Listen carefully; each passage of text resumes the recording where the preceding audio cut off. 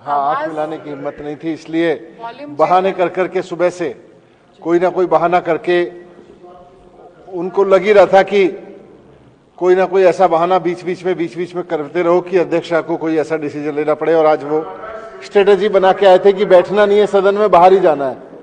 वरना अच्छा होता कि यहाँ के सवाल जवाब को थोड़ा सा सुनते।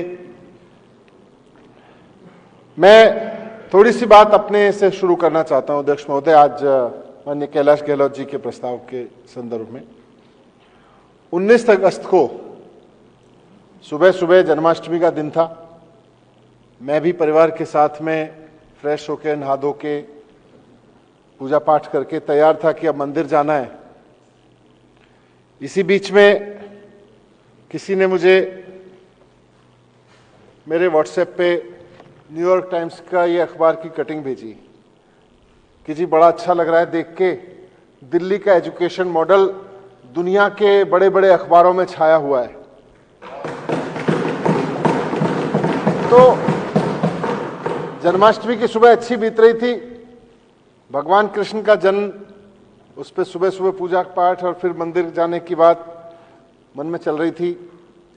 इसी बीच में ये खबर भी देखने को अच्छी मिली। मुझे लगा कि न्यूयॉर्क टाइम्स की एक और खबर मैंने देखी थी, तब से दिल मेरा बड़ा दुखी था कि एक तरफ न्यूयॉर्क टाइम्स में खबर छपती है, जब बहुत पहले छपी थी कोविड के दौरान, जिसमें भारत की बड़ी गंदी तस्वीर पेश की गई थी कि जी देखो भारत कोविड से ऐसे हैंडल कर रहा है।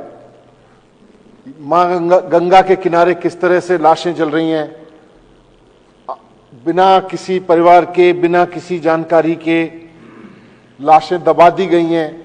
इस तरह से मैनेज करने की कोशिश की गई थी कोविड को, उसकी बड़ी गंदी छवि छपी थी।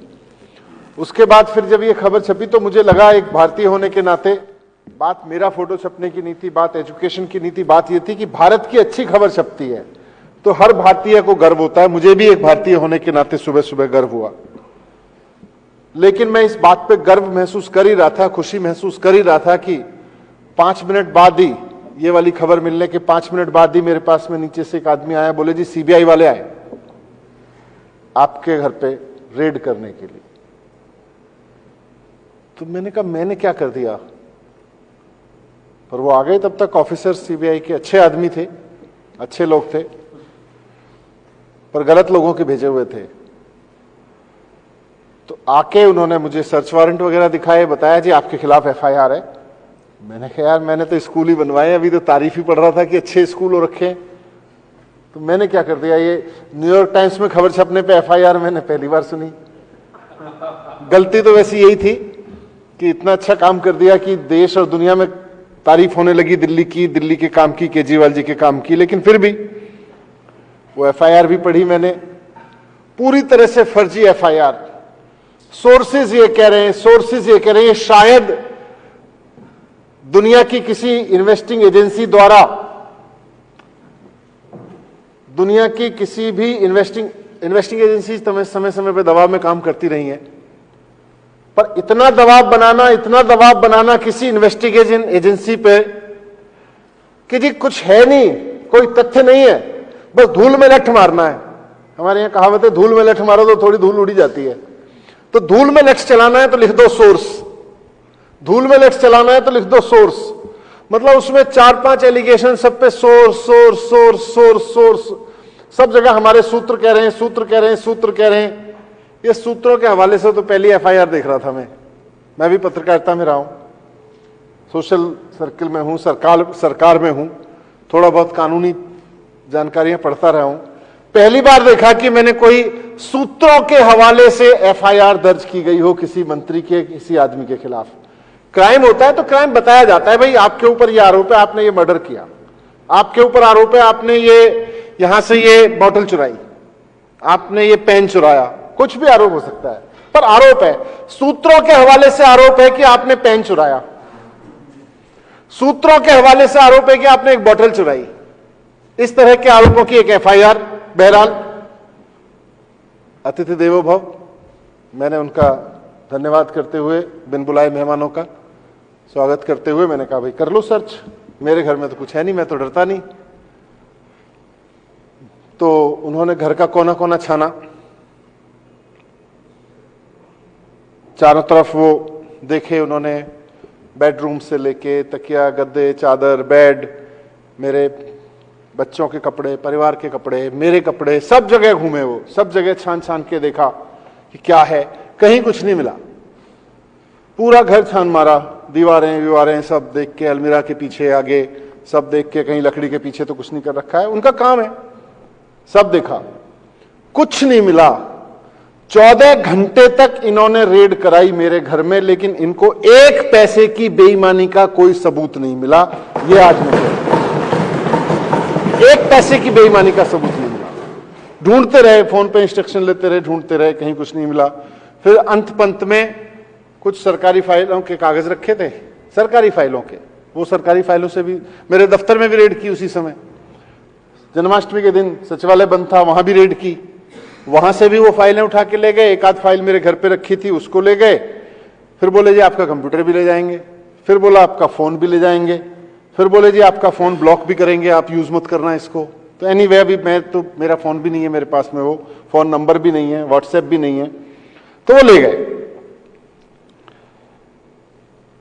तो मैं ये आज इस सदन के समक्ष में अपनी ये रेड वाली कहानी बताने नहीं आया, उससे ज्यादा गंभीर मुद्दा है। मनीष सिसोदिया के यहाँ रेड कर लो, एक बार नहीं 100 बार कर लो, पहले भी की थी, कुछ नहीं निकला, और आज भी कह रहा हूं इस सदन में बहुत जिम्मेदारी के साथ, 1000 और रेड कर लोगे, कुछ नहीं निकलेगा मेरे खिलाफ। ईमानदारी से काम करता आया हूं, एक पैसे की बेईमानी नहीं की।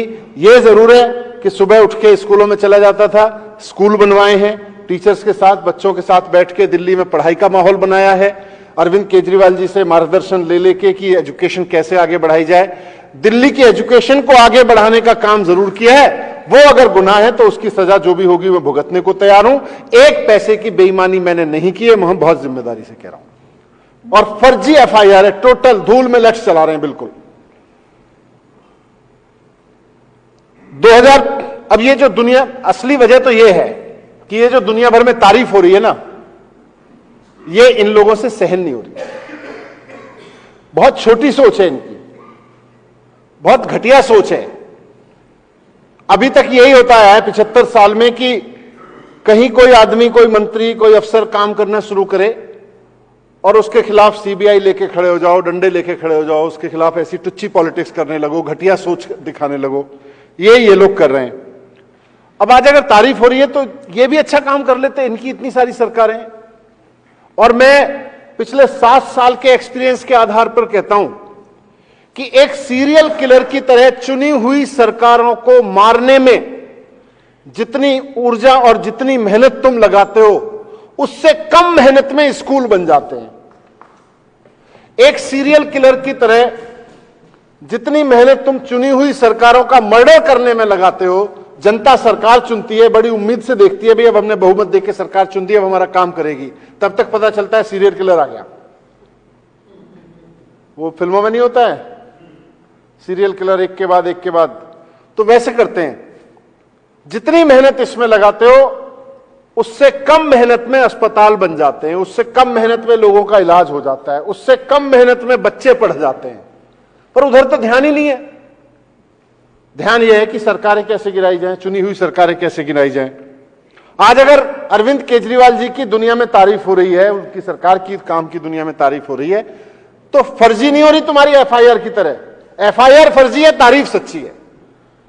जो अरविंद केजरीवाल जी के काम की तारीफ हो रही है सारी दुनिया में, वो सच्ची हो रही है। एफआईआर फर्जी करते हो। 2015 में सारे साथी जानते हैं, वो भी जानते हैं जो उठ के चले गए अब यहां से, जिनको आपने पूरे सुबह से लगे हुए थे कि उठ के किसी तरह से आप भगाएं उनको। 2015 से दिल्ली जानती है, आज मेरी बात अगर सुन रहे होंगे बाहर लोग, जानते हैं दिल्ली के लोग, दिल्ली में स्कूल नहीं हुआ करते थे, टेंट वाले स्कूल हुआ करते थे, खड्डे वाले स्कूल हुआ करते थे, टीन टप्पर वाले स्कूल हुआ करते थे। स्कूलों के नाम नहीं थे, स्कूल बिल्डिंग नहीं हुआ करती थी। मैं बहुत जिम्मेदारी के साथ इस सदन के समक्ष रखना चाहता हूं कि आप सब भाइयों की कृपा से, बहनों की कृपा से आज दिल्ली में 700 नई स्कूल बिल्डिंग्स बनाई हैं। ये कहते हैं ना क्या बनवाया क्या बनवाया, 700 नई स्कूल बिल्डिंग्स आज केवल 2015 से लेकर आज तक खड़ी हुई हैं। और ये बिल्डिंग्स नहीं खड़ी, चार दीवारी नहीं खड़ी, बच्चे पढ़ रहे हैं, उसमें बच्चों का भविष्य बन रहा है। आज टेंट वाले स्कूल को वो लोग कहते हैं वो स्कूल जहां से एक झुग्गी वाले का बच्चा IIT में चला गया, वो वाला स्कूल, स्विमिंग पूल वाला स्कूल, लैब वाला स्कूल, रोबोट वाला स्कूल, ऐसे स्कूल के नाम से जानते हैं। पहले ये इन्होंने बना रखे थे टेंट वाले, खड्डे वाले, टीन टप्पर वाले स्कूल, झुग्गी वाले स्कूल है, चिड़ियाघर, यही सब नाम थे स्कूलों के। आज IIT वाला, आज स्कूल जानते हैं, निकालते हैं कि जी वो 32 लड़कियां जहां से सीधे एम्स में गई हैं, उसमें मेडिकल में गई हैं, वो वाला स्कूल। इस तरह से नाम से जानते हैं। स्कूलों के नाम बदले, उनकी तासीर बदली है, वहां पढ़ाई हो रही है। जैसा मैंने कहा 700 नए स्कूल बनवाए, 19,000 नए टीचर्स भर्ती किए हैं इस दौरान। 19,000 टीचर्स नहीं थे, और रिजल्ट भी बढ़े, बच्चों का कॉन्फिडेंस भी बढ़ा है, बच्चों ने शानदार उपलब्धियां हासिल की हैं, पूरे देश में नाम हो रहा है बच्चों का। लेकिन इसके जवाब में मोदी जी क्या कर रहे हैं? मोदी जी फर्जी FIR लिखवा रहे हैं मेरे खिलाफ। मोदी जी क्या कर रहे हैं? मोदी जी मेरे घर पे CBI की रेड करवा रहे हैं। मैं सोचता हूं कई बार कि अगर आज अरविंद केजरीवाल देश के प्रधानमंत्री होते और मैं मनीष सिसोदिया किसी और पार्टी की तरफ से किसी जगह शिक्षा मंत्री होकर अच्छा काम कर रहा होता, तो आज मैं बहुत दावे के साथ कह सकता हूं कि अरविंद केजरीवाल जी ऐसी घटिया हरकत नहीं करते। अरविंद केजरीवाल जी ऐसी छोटी सोच नहीं रखते कि दूसरी पार्टी का शिक्षा मंत्री कुछ अच्छा कर रहा है तो उसको घर में फर्जी FIR करा के CBI की रेड डलवा दो।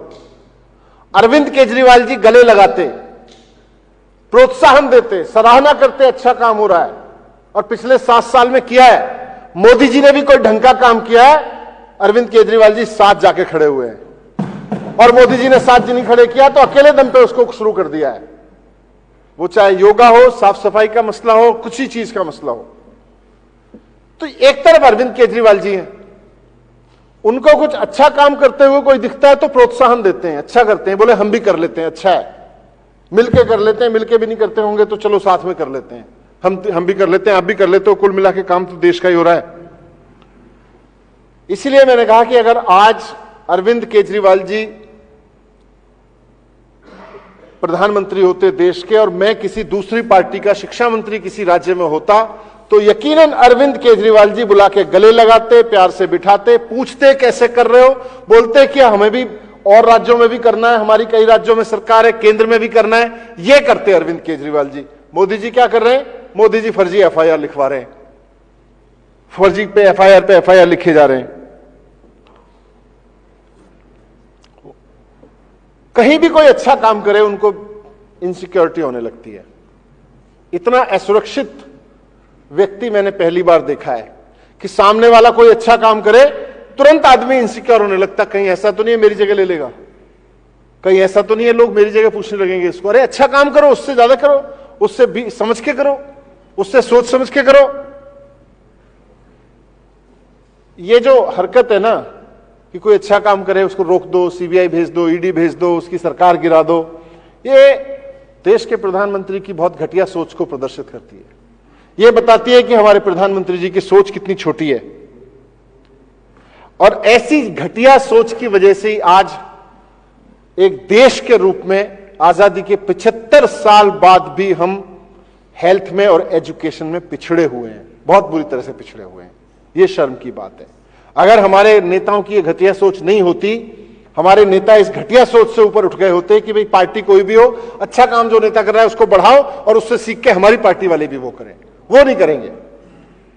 मैं देख रहा था कि मैं तो एजुकेशन पे काम करता रहा हूं, आज एजुकेशन में देश में, मतलब हमारे देश का हम देखें